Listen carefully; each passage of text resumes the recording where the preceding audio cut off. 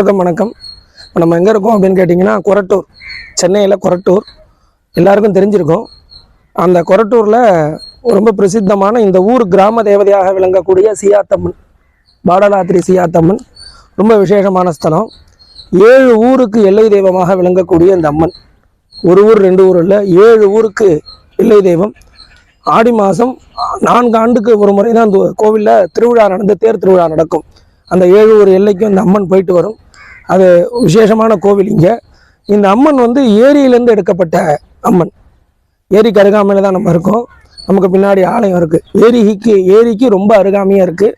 ரொம்ப விசேஷமான ஸ்தலம். கொரட்டூர் வரும்போது அவசியமாக இந்த அம்மன் கோவிலை எல்லாரும் வந்து தரிசனம் பண்ணணும்.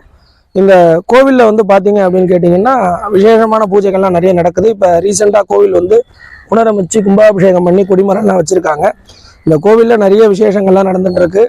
எனவே கொரட்டூர் வரும்போது கொரட்டூரில் இருக்கிறவங்களுக்கும் சொல்கிறேன், வெளியிலேருந்து வர்றவங்களுக்கும் சொல்கிறேன், இந்த அம்மன் ரொம்ப விசேஷமான அம்மன்.